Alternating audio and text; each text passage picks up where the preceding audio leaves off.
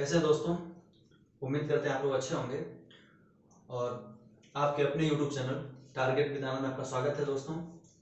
तो आज हम लोग जो परसेंट का 6वां क्लास करने जा रहे हैं, इसमें जो पीछे के जो 5 क्लास लिए गए हैं उनमें जितने भी क्वेश्चन बताए गए सब टाइप के, तो आज जो है सब टाइप के क्वेश्चन एक रखा जाएगा और एक तरह से रिवीजन तौर पर क्लास रहेगी।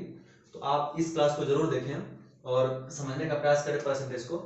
तो आइए शुरू करते हैं दोस्तों, क्वेश्चन को देखते हैं, समझते हैं जो है और एक तरह से रिवीजन भी कर लेते हैं पूरे चैप्टर का जो है कि कैसे कैसे क्या चीज हुआ था।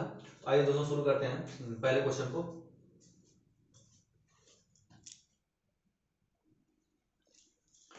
तो आज का पहला क्वेश्चन दोस्तों है जो प्रतिशत कमी और प्रतिशत वृद्धि पर आधारित है कि जब प्रतिशत कमी और प्रतिशत वृद्धि होती है तो उसको उस तरह क्वेश्चन कैसे सॉल्व करते हैं। तो पहला क्वेश्चन देखते हैं दोस्तों क्या कह रहा है।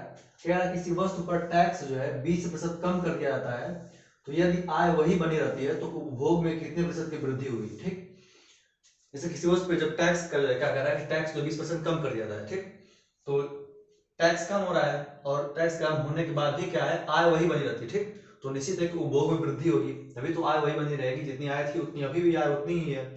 तो इस तरह क्वेश्चन को सॉल्व करने के लिए हमने क्या बताया, जैसे आपको बताया था कि जब भी दो दो जो है परिमाण का गुणा किया गया हो, ठीक, और उसके बाद परिमाण क्या रहे, जो नियत रहे जब, ठीक, तो जब भी नियत रहता है तो इस तरह का जब भी क्वेश्चन आता है तो आपको सॉल्व करने के लिए क्या करना होता है। इसको सॉल्व करने के लिए देखिए क्या करना होता है कि टैक्स में क्या कह रहा है कि पहले 20% कमी की गई। ठीक, तो पहले कितना था टैक्स, मान लीजिए 100 था, ठीक, और कमी करने के बाद क्या हो गया, ये जब 20% की कमी हो गई तो 100 का 80 हो गया।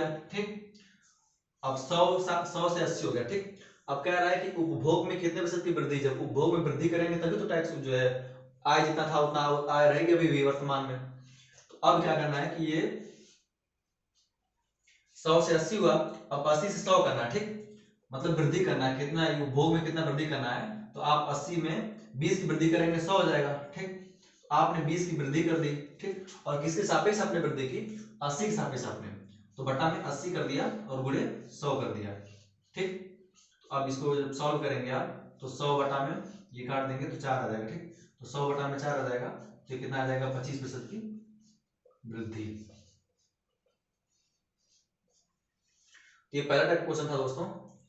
और जैसा कि देखते हैं इसी में अगर एक और क्वेश्चन दे रहा है, ये चूंकि प्रतिशत वृद्धि पे क्वेश्चन था। अब जैसे मान लीजिए कोई क्वेश्चन एक क्वेश्चन दे रहा है कि यदि मान लीजिए टैक्स को बढ़ाया जा रहा है, ठीक, तो जब टैक्स बढ़ाएंगे तो निश्चित है उपभोग कम होगा और आय वही रखना है, आय सेम रखना है। तो इस तरह क्वेश्चन देखते हैं। जैसे मान लीजिए क्या कह रहा है कि जो टैक्स जो है 10% बढ़ा दिया गया, ये टैक्स क्या किया गया, जो 10% बढ़ा दिया गया, ठीक, और आय को वही रखना है, आय जो पहले थी वही रखना है, मतलब आय नियत रखना है, आय उतनी ही होनी चाहिए। ठीक, तो जब आय उतनी रखेंगे तो निश्चित है कि खपत क्या करेंगे, कम करेंगे, खपत कह रहे हैं सॉरी, यहाँ दोस्तों खपत नहीं होगा, ये उपभोग होगा, उपभोग को कम करेंगे, उपभोग को आप कम करेंगे। तो ये दूसरा क्वेश्चन है, ये क्वेश्चन नंबर 1 मान लीजिए, ये क्वेश्चन नंबर 2 है, इसी में बता दे रहे हैं इसको कैसे करेंगे। तो आप देखिए क्या कह रहा है कि जो टैक्स है वो क्या कह रहा है कि 10% जो है बढ़ा दिया गया। जब टैक्स बढ़ेगा तो उपभोग को आप कम करेंगे, तभी आय को आप कांस्टेंट नियत रख सकते हैं। ठीक, तो इस तरह क्वेश्चन सॉल्व करने के लिए क्या करेंगे, आप टैक्स जो पहले यहां देख लीजिएगा, टैक्स जो पहले 100 था, ठीक, अब आपने कितना कर दिया, 110 कर दिया। ठीक, मतलब 100 से 110 कर दिया। अब कह रहा है उपभोग को कम करना है, उपभोग कम कितना कर रहे हैं आप, यहाँ 10 की कमी कर रहे हैं और किसके सापेक्ष कर रहे हैं, 110 के सापेक्ष और गुणे 100। तो इसको सब जब सॉल्व करेंगे दोस्तों तो आ जाएगा, यही देख लीजिएगा, 100 बटे में 11 आ जाएगा। ठीक, ये 9 बढ़ जाएगा और 9 से 1/11% आ जाएगा। ठीक, तो ये दोस्तों दो क्वेश्चन हो गए, एक प्रतिशत कमी पे और एक प्रतिशत वृद्धि पे। ये सॉरी, ये इसमें जो कि उपभोग को कम किया जाता है ये कमी पे हो जाएगा और ये वृद्धि पे। तो ये दो क्वेश्चन हो गए दोस्तों। अब अगला क्वेश्चन देखते हैं और अगले कॉन्सेप्ट देखते हैं।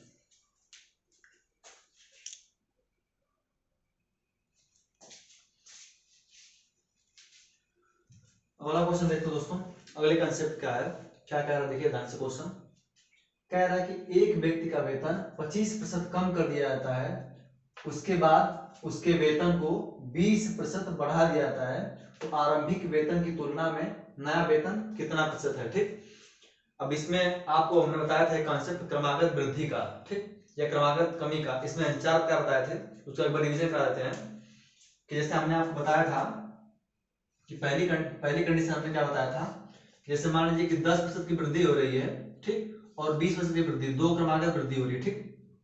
तो आपको इसमें क्या बताया था कि एक हमने सूत्र बताया था आपको, उसको ध्यान रखिएगा, x प्लस वाई और प्लस एक्स वाई और बटा 100, ये कौन, इससे जो है क्रमागत वृद्धि का जो है कॉन्सेप्ट आराम से सॉल्व हो जाएगा। तो पहली कंडीशन में क्या कह रहा है कि ये 10 की वृद्धि और 20 की वृद्धि, जब दोनों वृद्धि हो रही है तो दोनों को पॉजिटिव लिख लेंगे, 10 प्लस 20 और प्लस 10 गुणे 20 और बटा में 100, ठीक। इसको सॉल्व कर लेंगे, ये डबल जीरो से इसका एक जीरो कट जाएगा, ये 20 10 30 और 2 यहाँ 32, यानी कि 30 प्लस 2 ये कितना आ जाएगा, 32% आ गया, ठीक। तो यहाँ चूंकि क्या था कि 10 की वृद्धि और 20 की दोनों वृद्धि हो रही थी, ठीक। अगर दोनों कमी हो रही है, दोनों कमी हो रही है तो इसी को मान लेते हैं, जब 10% और 20% की कमी हो रही है, ठीक। तो जब कमी होती है, आपको बताया था कि जब कमी होगी तो आप इस सूत्र में माइनस का चिन्ह का प्रयोग करेंगे, और जब वृद्धि होगी तो क्या करेंगे, प्लस चिन्ह का प्रयोग करेंगे, ठीक। अब देखिए चूंकि कमी हो रही है तो -10 -20 और माइनस ये प्लस होता है 10 गुणे 20 और बटा में 100, ये प्लस क्या होता है इसको ध्यान दिए दोस्तों, क्योंकि -10 और -20 जब माइनस माइनस गुणा होता है तो प्लस होता है, ठीक। तो यहाँ इसीलिए यहाँ पे प्लस आ जाता है।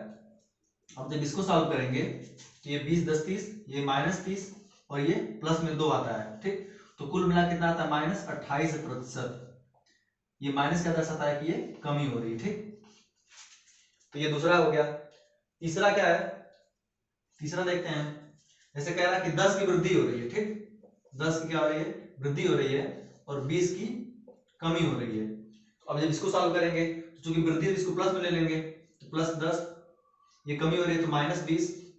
अब देखिए यहाँ पे माइनस आएगा, 10 गुणे 20 और बटा में 100, यहाँ माइनस क्यों आ रहा है ये ध्यान दीजिएगा, यहाँ प्लस में है यहाँ माइनस में है, जब प्लस और माइनस गुणा करते हैं तो वहां माइनस आता है, ठीक।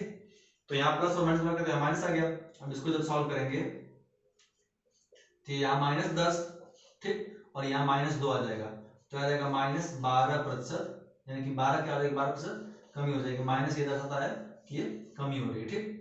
अब चौथा कॉन्सेप्ट देखते हैं, चौथा इसी को ले लीजिए, कह रहा है कि मान लीजिए कि जो है अब की बार 10% क्या हो रहा है, 10% क्या हो रहा है, अब की बार कमी हो रहा है, ठीक, और 20% वृद्धि हो रही है। अब इसको सॉल्व करना है तो क्या करेंगे, चूंकि 10 की कमी है तो -10, 20 की वृद्धि तो +20, और माइनस में से गुणा करेंगे तो यहाँ माइनस आएगा, तो -10 गुणे 20 और बटा में 100, ठीक, ये कट गया, यहाँ आ जाएगा 10 और यहाँ आ जाएगा -2। तो इसको सॉल्व करेंगे तो 8%, जो कि प्लस में यहाँ पे कोई चीज नहीं है, प्लस है, तो क्या इसका मतलब कि ये वृद्धि हुई, ठीक। तो हमने क्रमागत वृद्धि का 4 प्रकार बताया था, ऐसी कंडीशन होती है। तो अब इस क्वेश्चन को देखते हैं क्या कह रहा है, कह रहा है कि व्यक्ति के वेतन को कह रहा है कि 25% कम कर दिया जाता है और उसके बाद उसके वेतन को 20% बढ़ा दिया जाता है, ठीक। तो आरंभिक वेतन की तुलना में नया वेतन कितना होगा, ठीक। अब इसको सॉल्व करते हैं, देखते हैं दोस्तों।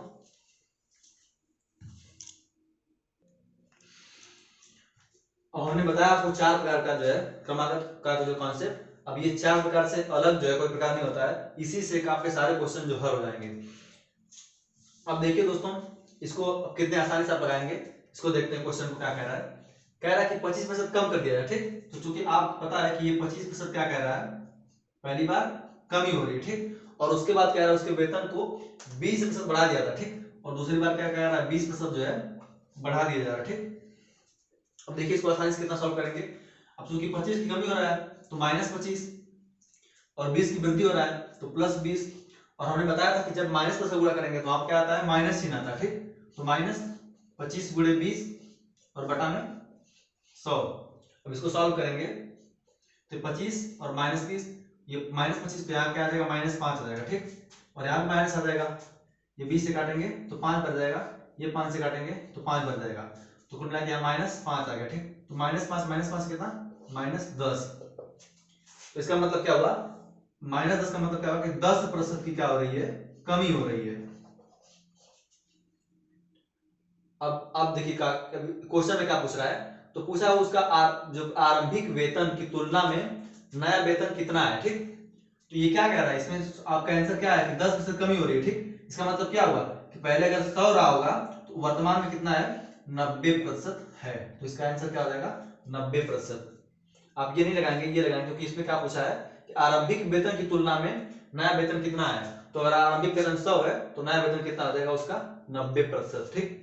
तो बिल्कुल आसानी से देखिए कितना आसानी से इसको सॉल्व कर लिया। अगला क्वेश्चन देखते हैं दोस्तों।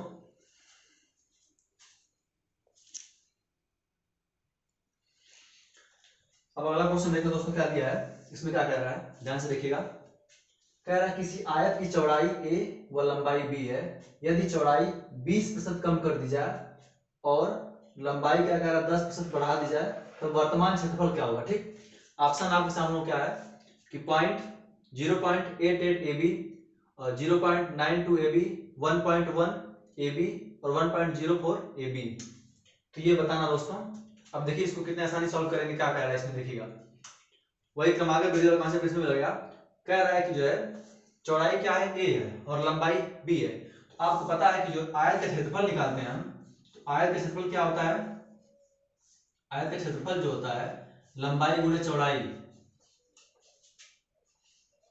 लंबाई में चौड़ाई से आप गुणा कर देंगे तो आयत का क्षेत्रफल निकल आएगा। तो क्षेत्रफल क्या हो जाएगा, लंबाई चूंकि दिया है, चौड़ाई a है और b है, तो यानी कि b गुणे में a, या इसी को a b लिख सकते हैं, ठीक। a गुणे b या a b लिख सकते हैं, ये क्षेत्रफल हो गया आयत का। अब क्या कह रहा है कि अब कह रहा है कि चौड़ाई को 20% कम कर दिया जाए और लंबाई जो है 10% बढ़ा दी जाए।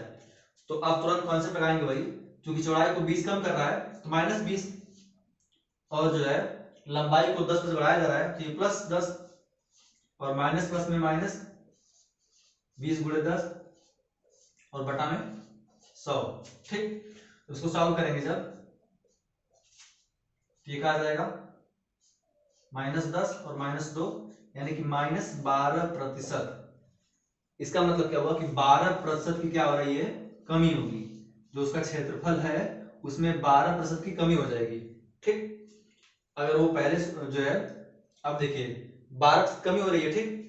अब ये AB है तो AB में से 12% कमी मतलब क्या कि ये अगर प्रतिशत को हटा दें हम तो 12 बटे में क्या लिखेंगे 100, इतना कमी हो जाएगी, यानी कि 0.12 की कमी होगी, ठीक। तो उसका क्षेत्रफल अगर AB है तो AB में से 0.12 क्या AB घटा देंगे, ठीक। जब ये घटाएंगे तो 0.88 AB आ जाएगा और आपका ऑप्शन नंबर 1 जो है यहाँ पे सही हो जाएगा, ठीक। तो ये देखिए दोस्तों कितना आसानी से और कितना कम समय में इसको हम लोग सॉल्व कर ले रहे हैं, ठीक। अब अगला क्वेश्चन देखते हैं दोस्तों और अगले कॉन्सेप्ट देखते हैं उसको।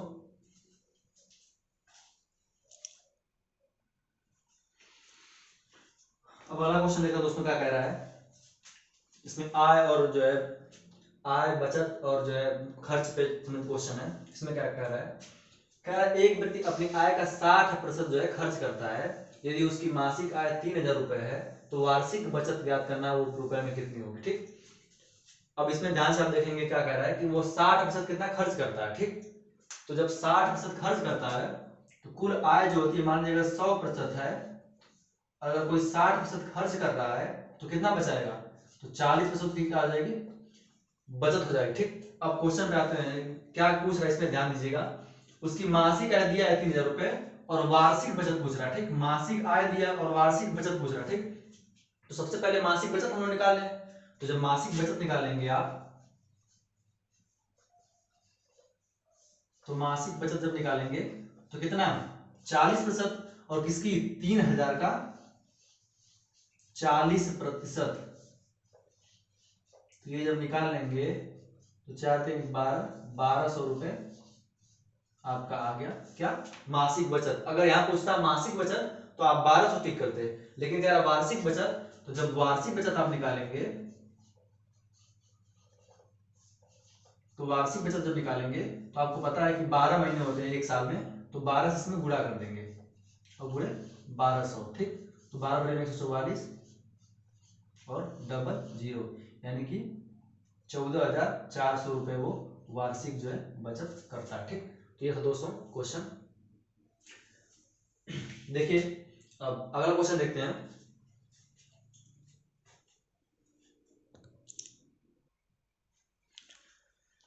अब अगला क्वेश्चन देखते हैं दोस्तों, ये चुनाव पर आधारित क्वेश्चन है, इसको देखते हैं।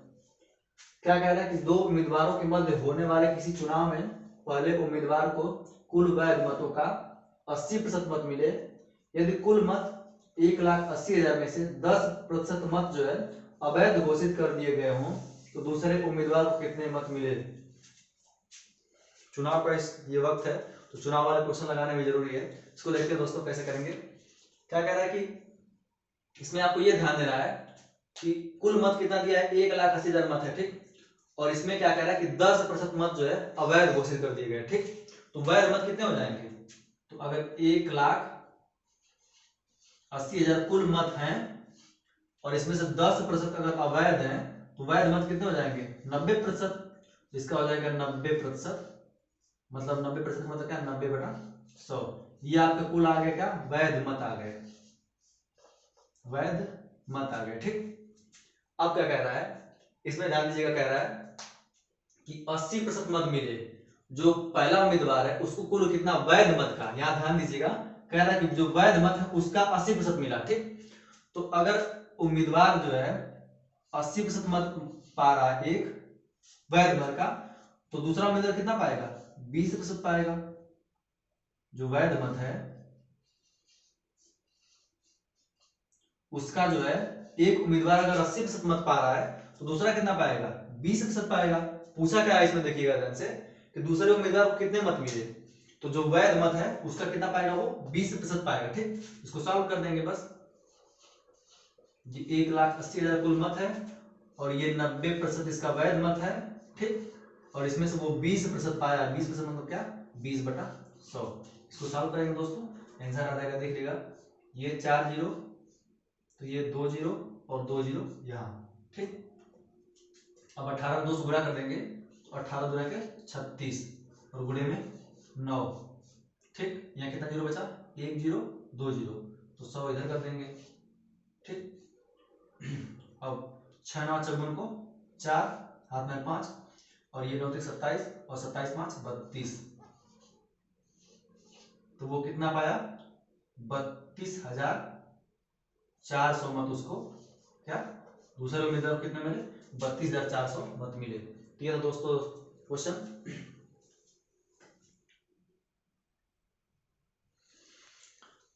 अब अगला क्वेश्चन देखते हैं दोस्तों। अगला क्वेश्चन मिश्रण क्वेश्चन है। अब जानते हैं कि परीक्षा में जो मिश्रण क्वेश्चन होते हैं बहुत इंपॉर्टेंट होते हैं, तो इसको ध्यान से देखिएगा दोस्तों। क्या कह रहा है कि 20 किलोग्राम स्प्रिट व पानी के मिश्रण में 10% क्या है, पानी है। पानी की मात्रा 25% करने के लिए मिश्रण में कितना पानी मिलाया जाएगा। अब हमने बताया था कि इसमें आपको ये ध्यान देना है कि क्या बदल रहा है और क्या नहीं बदल रहा है। ठीक, आप यहाँ देख रहे हैं कि पानी की मात्रा बदल जा रही है। ठीक, तो पानी की मात्रा बदलने का मतलब क्या, स्प्रिट जितना पहले थी उतना अभी भी है, उसकी मात्रा वही रहेगी, उसका परसेंटेज बदलेगा।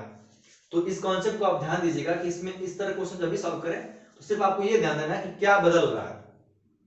आपको ये ध्यान देना है कि दो चीजें रहेंगी तो उसमें एक चीज बदल रही होगी। ठीक, मतलब जैसे इस क्वेश्चन को देखते हैं कि क्या कह रहा है कि 20 किलोग्राम स्प्रिट व पानी है। ठीक, उसमें जो है 10% पानी है, मतलब कुल 20 किलोग्राम है और 20 किलोग्राम में क्या है, 10% पानी है। ठीक, तो पानी की मात्रा निकालेंगे, ये परसेंटेज में है तो उसकी वास्तविक मात्रा निकालेंगे, तो पानी कितना निकल जाएगा, ये 20 किलोग्राम का 10% निकाल देंगे तो कितना आ जाएगा, ये 2 किलोग्राम ये पानी हो जाएगा। ठीक, तो स्प्रिट कितना हो जाएगा, स्प्रिट निकालेंगे तो चाहेंगे 20 में से 2 घटा देंगे तो 18 किलोग्राम आ जाएगा, या तो इसे निकालें तो 20 किलोग्राम है, क्योंकि अगर 10% पानी है तो इसमें कितना हो जाएगा, 90% क्या हो जाएगा, स्प्रिट हो जाएगी, तो कितना आ जाएगा, ये 18 किलोग्राम क्या स्प्रिट हो गई, ये स्प्रिट हो गई। अब दोस्तों ध्यान से देखिएगा क्या करना है। अब आपको पता है कि 18 किलोग्राम स्प्रिट जो है, चूंकि इसमें क्या स्प्रिट का कहीं नाम नहीं लिया है, ये दिख रहा है कि पानी मिलाया जाएगा, मतलब पानी बदल रहा है, तो स्पीड उतना ही रहेगी, स्पीड जितना पहले थी उतना अब भी रहेगी। तो अब क्या कह रहा है कि पानी की मात्रा 25% करने के लिए, तो जब आप पानी की मात्रा 25% करेंगे तो स्पीड कितना हो जाएगा 75%। यही तो होगा दोस्तों। अब जब बदलेंगे तो पहले जब पानी की मात्रा 10% थी, अब ये 25% कर दी गई, तो जब पानी की मात्रा जब 25% करेंगे तो स्पीड कितना हो जाएगा 75%। और ये 75% किसके बराबर होगा 18 किलोग्राम के। तो 75% बराबर कितना हो जाएगा ये 18 किलोग्राम। आपको पानी की मात्रा मिलाना है, तो पानी की मात्रा कितना है 25% हो जाएगी, तो 25% निकाल देंगे। तो इसमें 3 से भाग देंगे, तो इसमें 3 से इसमें भाग दे दिए, 6 किलोग्राम आ गया। मतलब अब पानी कितना है 6 किलोग्राम है, पहले कितना था 2 किलोग्राम। तो आपने कितना पानी मिलाया 6 में से 2 निकाल देंगे आप, तो आपका आ जाएगा 4 किलोग्राम आपने पानी मिलाया। तो ये दोस्तों देखिए बिल्कुल आसानी से आराम से सॉल्व कर सकते हैं। ठीक, अब अगला क्वेश्चन देखते हैं दोस्तों।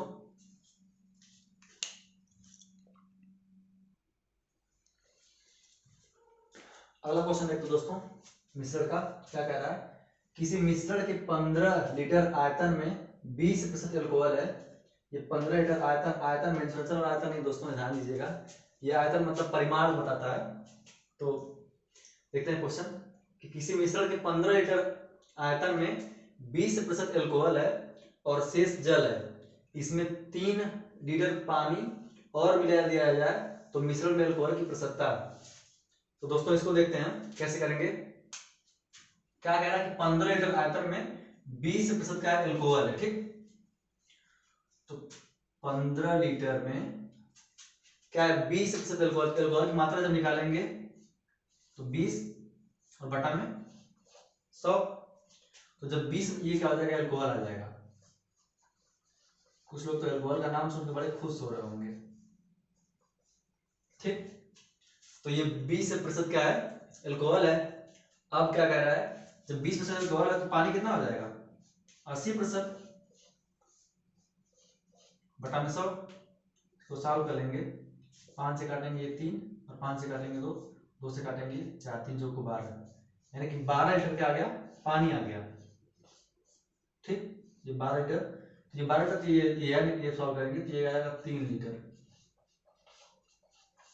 यानी कि 15 लीटर में 3 लीटर क्या एल्कोहल है और 12 लीटर क्या है पानी है। ठीक, अब देखिए दोस्तों क्या कह रहा है, कह रहा है इसमें 3 लीटर पानी और मिला दिया जाए। ठीक, तो मिश्रण में एल्कोहल की प्रतिशतता। ठीक, अब देखिए दोस्तों एल्कोहल जितना था उतना ही रहेगा, 3 लीटर ही रहेगा, और पानी कितना मिलाया 3 लीटर और मिलाया गया। ठीक, तो अगर परसेंटेज निकालेंगे, प्रतिशत एल्कोहल निकालेंगे, जब प्रतिशत एल्कोहल निकालेंगे आप तो एल्कोहल की मात्रा कितना है 3 है, और अब क्या है कुल मिश्रण कितना हो जाएगा, पहले 15 था और 3 इसमें और पानी मिला दिया जाए तो 15 पहले था और प्लस 3 और मिल गया तो 18 लीटर हो जाएगा और गुणे 100।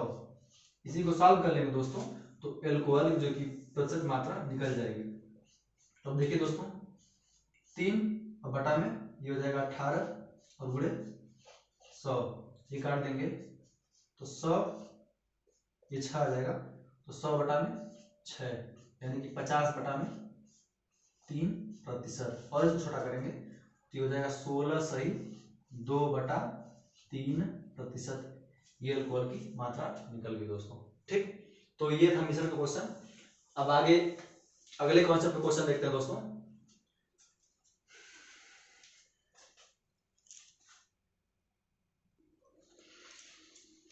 अब अगला क्वेश्चन देखते हैं दोस्तों, ये परीक्षा पर क्वेश्चन रहेंगे। इसको देखते हैं दोस्तों क्या कह रहा है, कह रहा है किसी छात्र को परीक्षा में उत्तीर्ण करने के लिए 48% अंक चाहिए। ठीक, एक परीक्षा है जिसमें छात्र को पास होने के लिए कितना चाहिए 48% अंक चाहिए। ठीक, और उसे केवल 48 अंक मिले और वह 48 अंक से क्या अनुत्तीर्ण रह गया, तो कुल अंक बताना है। मतलब परीक्षा को पास करने के लिए उसे जो है 48% अंक चाहिए होते हैं और वह 48 अंक प्राप्त करता है, और 48 अंक प्राप्त करने के बाद भी वह 48 अंक से क्या होता है फेल होता है। ठीक, तो बताना है पूर्णांक या बताना है कुल कितने अंक, मतलब परीक्षा में कुल कितने अंक हैं ये बताना है। तो देखते हैं दोस्तों,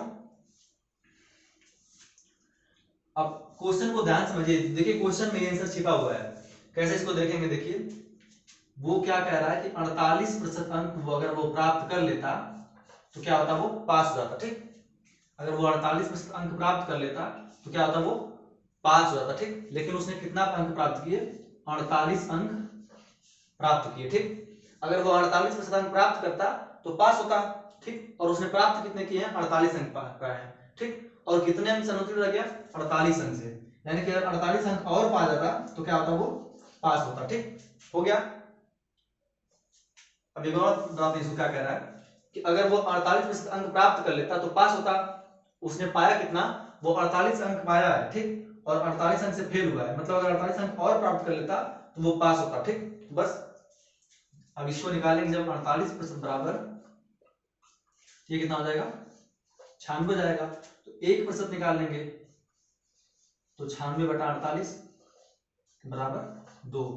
तो पूर्णांक कितना होता है कुल, 100%। तो 100% और कितना हो जाएगा, 2 से गुणा कर देंगे तो ये 200 अंक हो जाएगा। चूंकि ये पूछा है कुल अंक तो कितना हो जाएंगे, 200। अब पूछता कि वो कितना अंक प्राप्त करता तो पास होता, तो कितना निकालते, 200 का 48%। ठीक, ये निकालते, या सीधे सीधे अगर 1% बराबर 2 है तो 48% जब निकालेंगे तो 2 में 48 से गुणा कर देंगे, 2 गुणे 48 तो बराबर 96 अंक अगर वो प्राप्त करता तो वो पास होता। ठीक, यहाँ भी जब सॉल्व करेंगे तो यहाँ भी कितना आ जाएगा, 96 अंक। लेकिन क्वेश्चन में क्या पूछा है, कुल अंक, तो आप यहाँ 200 टिक करेंगे। ठीक, तो ये परीक्षा वाले क्वेश्चन थे। एक और क्वेश्चन देखते हैं दोस्तों।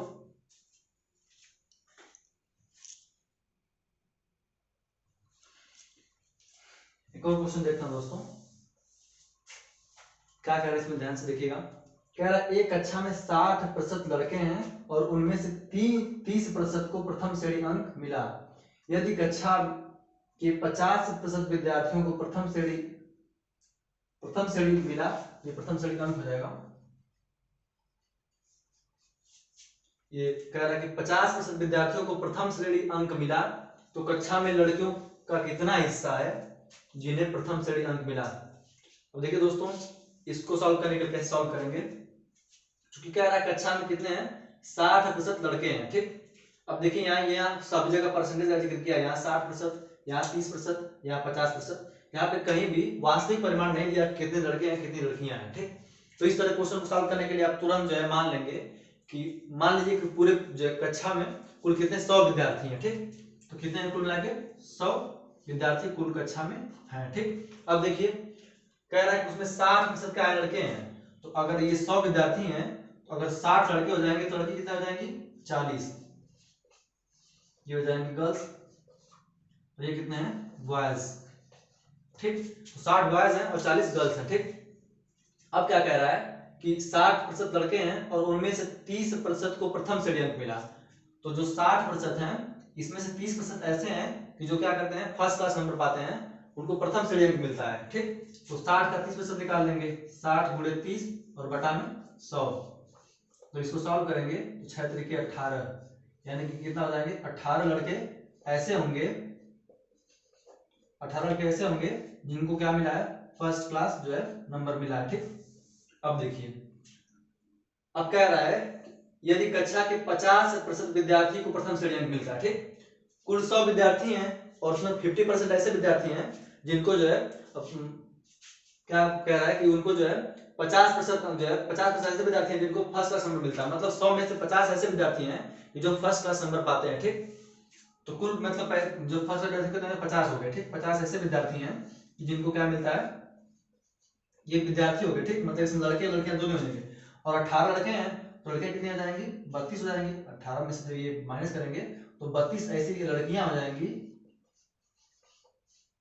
ठीक, कि जो क्या है वो फर्स्ट क्लास नंबर पाती हैं। ठीक, अब यहाँ क्या पूछना है, तो कक्षा में लड़कियों का कितना हिस्सा है जिन्हें प्रथम श्रेणी अंक मिला। ठीक, तो अब कक्षा में कुल मिला के 32 ऐसी लड़कियां हैं कि जिन्हें जो है क्या मिलता है, प्रथम श्रेणी अंक मिला है। ठीक, कुल 100 विद्यार्थी और 100 में से 32 जो है ऐसी लड़कियां हैं, तो ये हम कह सकते हैं कि 32% ऐसी लड़कियां हैं, 32% ऐसी लड़कियां हैं कि जिन्हें क्या है, फर्स्ट क्लास नंबर मिला है। ठीक, तो ये हो गया दोस्तों। अगर पूछता लड़कियों में तुलना करता कि मतलब लड़कियों में जो है कुल लड़कियों में कितने परसेंट लड़कियां जो फर्स्ट नंबर पाती हैं, तो कुल लड़कियां 40 है और 32 पा रही हैं, इसको निकाल सकते हैं 32 और बटा में 40 गुणे 100, इसको निकाल सकते हैं, तो इन लड़कियों का परसेंटेज निकल जाएगा। तो इसको सॉल्व कर लेंगे आराम से दोस्तों, 800 को 32 यानी कि 80% लड़कियां जो है क्या वो फर्स्ट क्लास नंबर पाती हैं, ये लड़कियों में। ठीक,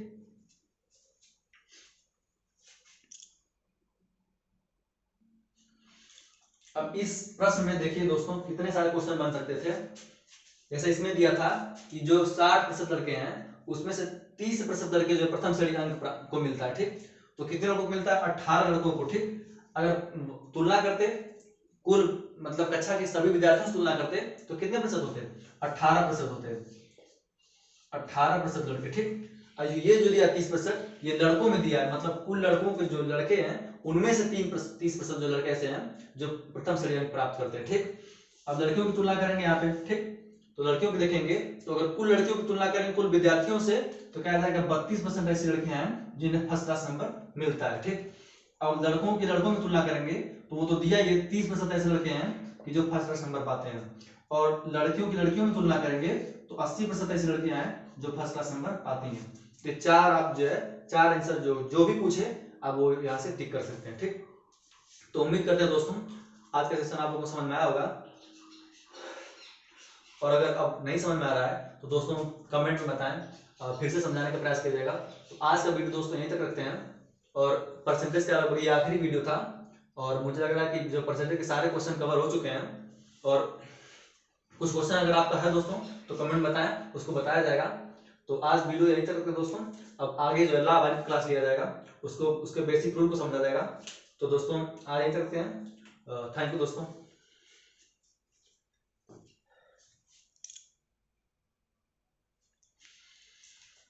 और हाँ दोस्तों, अगर आप इस चैनल पर नए हैं तो इस चैनल को सब्सक्राइब करें और अपना ढेर सारा प्यार दें। तो बस यही कहना था दोस्तों, थैंक यू।